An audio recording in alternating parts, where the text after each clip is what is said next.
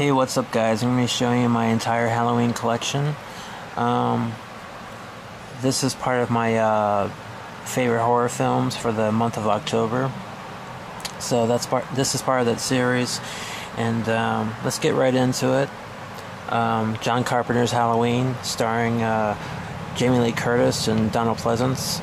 It's quite a simple storyline. Basically, Michael Myers, as a kid, he kills his sister, and he's then sent to an institution where Donald Pleasence's character, Dr. Loomis, is there to... He's a psychiatrist, and he's there to take care of him and help him out. And 15 years go by, and Michael Myers escapes the institution, and he goes to his hometown on Halloween, and he's stalking this one girl, Laurie Strode, who's played by Jamie Lee Curtis, and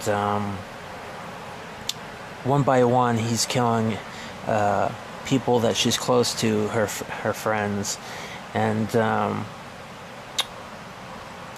then Dr. Loomis locates where Michael Myers is at, and on Halloween night, Laurie Strode is babysitting, and Michael Myers, comes after her. He's gonna kill her, and Dr. Loomis finds out where she's at, and he shoots Michael, and Michael falls out of a window, and Dr. Loomis looks over the balcony, and Michael is missing, and that's how the end of the film.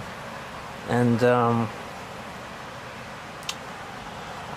I respect this film a lot, but this is definitely not one of my favorite Halloween films. The reason why, because there's no motive or reasoning why Michael Myers is doing this. It's almost like a standard slasher film. I mean, it's just one of those movies that you do know the story and the background of this, but the first film really never explained why he did this. So if you never saw the other films, you wouldn't know why he was doing it. So in that regard, I can't really say it's my favorite because of that reasoning. But I do respect the film, and I do like it a lot. So this is John Carpenter's Halloween. This is Halloween 2. Jamie Lee Curtis came back, so did Donald Pleasence. John Carpenter was a producer on this film. But this one explains a little bit more of the motive, or not really the motive, but the reason why he's stalking Laurie Strode. And you find out in this film that Laurie Strode is his sister. Why he's trying to kill her, I don't really know why. They don't really explain that. All we know is that she's part of a bloodline, and he's, trying to kill family members, I guess. At least that's explained in some of the sequels they made. But this one is taking place after the first film, and Laurie Strode's in the hospital because of injuries. And Michael Myers is coming back, to go after her and finish the job that he started from the first film. So Dr. Loomis is in it again to help her, and at the end of the film, there's this battle between Dr. Loomis and Michael Myers, and there's a fire, and you think they both burned in the fire, and they both died in it.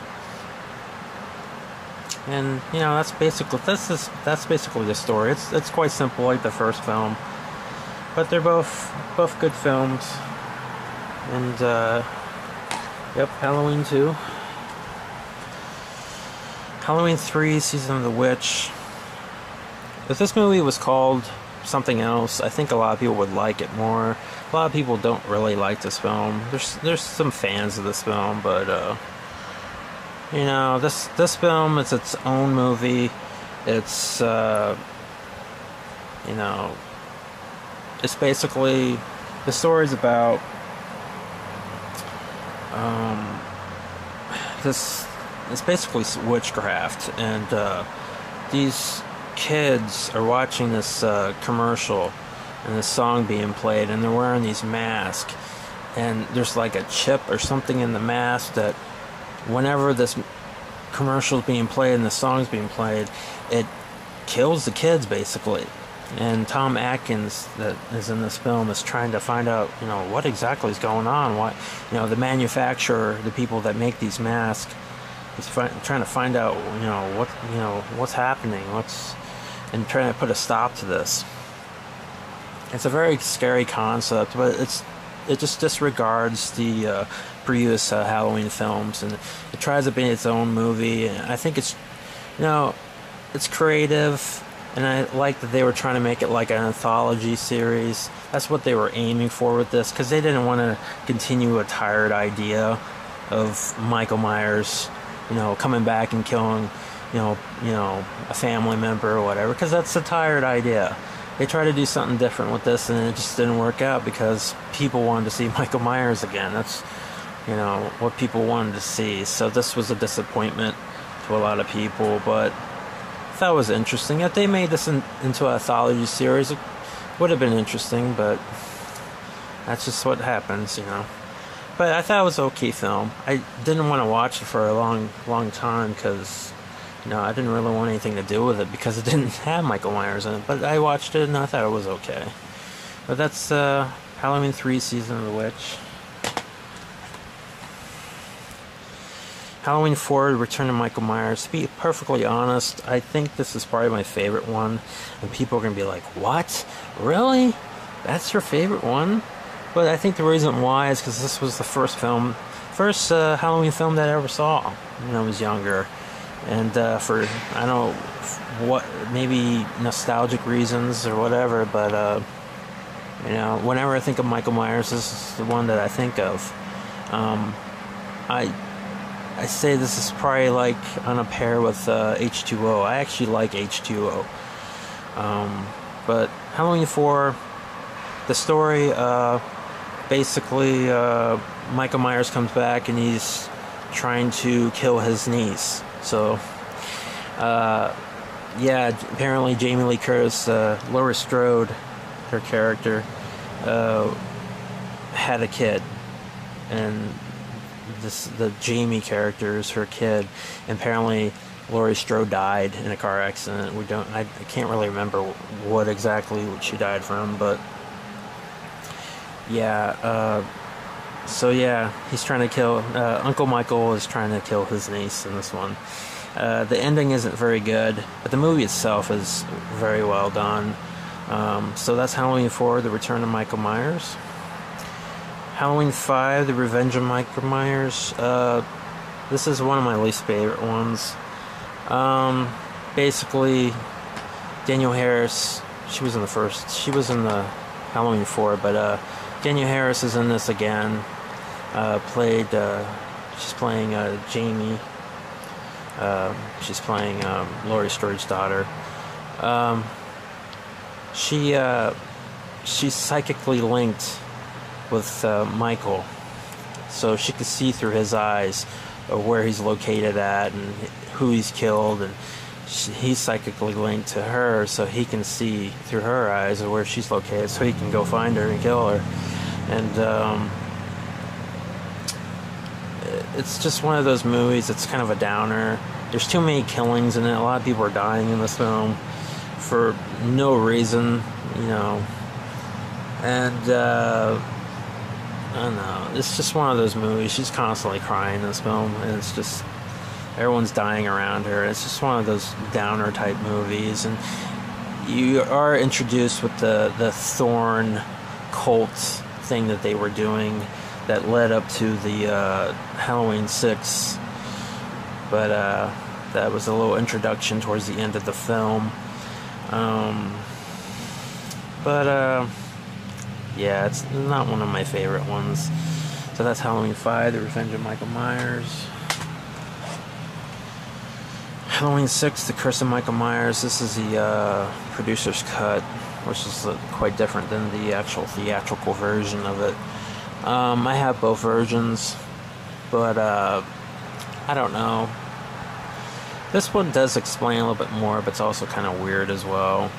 But basically, it's just a entire concept of Michael Myers coming back on Halloween, and he's trying to kill somebody in the bloodline, whether it be his niece or his sister. Or this time around, it's, you know, the Jamie character, played by Danielle Harris in Halloween 4 and 5, she had a daughter. So he's trying to kill her baby in this one. So it's just, and they try to explain why Michael Myers is coming back, you know, every Halloween with this Thorn cult thing. So yeah, they try to at least explain it, but I don't know. The movie's kind of silly in a way. I mean, it's entertaining, but that's Halloween 6. And this one is Halloween H2O. 20 years later, Jamie Lee Curtis comes back in this film, and it's kind of funny because apparently her character was supposed to die in Halloween 4, but somehow she comes back in this one, and those films, 4, 5, and 6, are totally disregarded in this film. She doesn't have a daughter from the 4 and 5. She has a son in this one. And Michael Myers comes back, trying to finish the job and trying to kill his sister. And she becomes stronger and kicks some ass, and it ends... The way this movie ended was perfect. That's the way they shouldn't have ended the series. They shouldn't have bothered making any more of them. Unfortunately, they had to make a crappy sequel to follow up with this one. I thought this was a perfect ending. I thought this was a lot better film than the first film. A lot of people might not agree with me with it, but I thought this was a more entertaining. She was a lot stronger character. It was more of a finale. The first film just felt there wasn't enough explanation, and you didn't really know exactly why he was doing this. This led up to more complete, to me, and a great finale for the series. I thought this was a very strong film, and I honestly enjoy it more than the first Halloween film. So that's Halloween H2O. 20 years later, this is what I feel is the last one, because the next one that they made, Halloween Resurrection, which I've only watched 20 minutes of it, just really pathetic. The way they killed Jamie Lee Curtis's character, which she did come back. Laurie Strode gets killed by her brother, Michael. And I didn't really want to watch the rest of the film. I will watch it at some point and probably do a rant of it, but I wish this movie was never made. So that's Halloween Resurrection. I can't really do a review of it, though, at this time. But, okay, now Rob Zombie's Halloween. I thought this was a very effective film. Rob Zombie's very capable of making a movie. Definitely capable. I'm very impressed by him, to be honest. I think he needs to tone it down, but I thought he did a pretty good job overall. I mean, he did explain the backstory of Michael Myers and his, you know, why he's fucked up, basically. And the first hour explains him as a kid and him growing up, and it also, you know, last hour of it has a remake, but it's kind of like his own take on Halloween. And you know, he made Michael Myers scary again, and I do respect what he did, even though he could have toned it down. But it was a very effective film, and, you know, intense. So Rob Zombie's Halloween, I thought it was decent. And then came his sequel, Rob Zombie's Halloween 2, which this movie I have a mixed reaction with. I kind of like it and I kind of don't like it. It's just a mind fuck, to be honest. Laurie Strode kind of loses her mind in this one, and seeing, you know, hallucinations of Michael, it's kind of twisted. But anyway, this is my review of all the Halloween films. This is my collection, and I will be talking about other horror films coming soon. Take care.